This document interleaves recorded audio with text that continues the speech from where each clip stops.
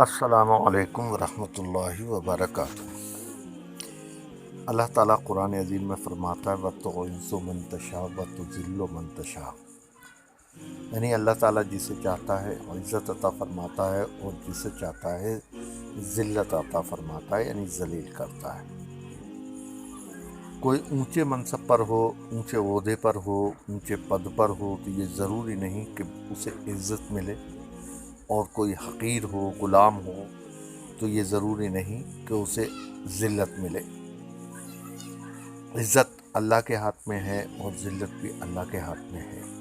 اسی ضمن میں آج میں آپ کو ایک حکایت سنانا چاہتا ہوں۔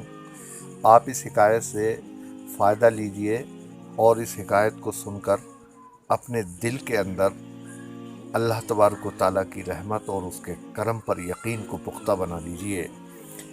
بیان کیا جاتا ہے ایران کے مشہور بادشاہ عمر دلیس کا ایک غلام موقع پا کر بھاگ گیا، لیکن لوگوں کو فوراً ہی معلوم ہو گیا اور وہ اسے گرفتار کر کے لے آئے۔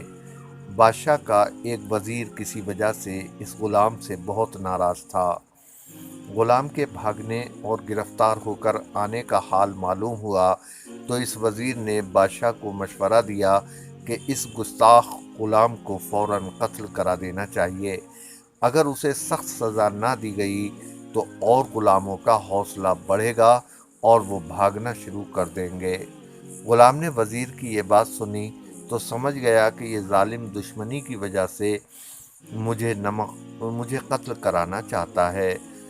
اس نے بہت ادب سے کہا کہ یہ غلام حضور بادشاہ سلامت کا نمک خوار ہے، بے شک مجھ سے ایک گناہ ہوا ہے، لیکن میرے دل سے حضور کی خیر خواہی اور عزت اور محبت کم نہیں ہوئی، اور محبت اور خیر خواہی کی وجہ سے یہ عرض کرنے پر مجبور ہوں کہ مجھے قتل کرا کے حضور میرا خون ناحق اپنی گردن پر نہ لیں۔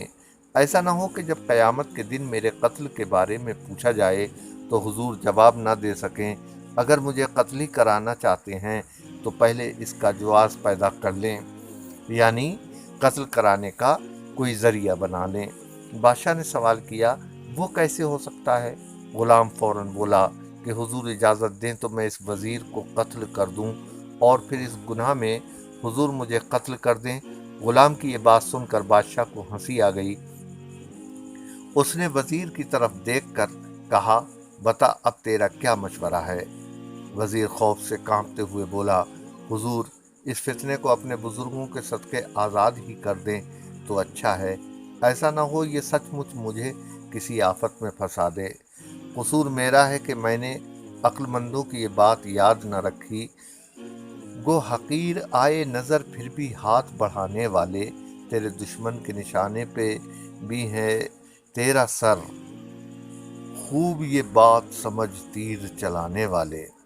یعنی اگر کوئی کمزور دشمن بھی ہو تو یہ نہیں سوچنا چاہیے کہ یہ ہمارا دشمن ہم پر کنٹرول نہیں کر سکتا۔ اس حکایت سے ہم کو جو سبق ملتا ہے، حضرت شیخ سعدی رحمۃ اللہ علیہ نے جرأت اور ہوش مندی کی برکات اور فوائد کی طرف اشارہ کیا ہے، اور حاسدوں اور دوسروں کا برا چاہنے والوں کو ان کے انجام سے ڈرایا ہے۔ غلام نے انتہائی خوف کی حالت میں بھی حواس اور ہوش کو بجا رکھا تو ایک بڑی مصیبت سر سے ٹل گئی، اور اگر وہ اپنے ہوش کھو دیتا تو مارا جاتا، اور وزیر نے اس کا برا چاہا تو ایسا بلند مرتبہ رکھتے ہوئے بھی ذلیل ہو گیا۔ تو پتہ چلا اس حکایت سے کہ وَتُعِزُّ مَن تَشَاءُ وَتُذِلُّ مَن تَشَاءُ، کہ اللہ جسے چاہتا ہے عزت دیتا ہے، جسے چاہتا ہے ذلت دیتا ہے۔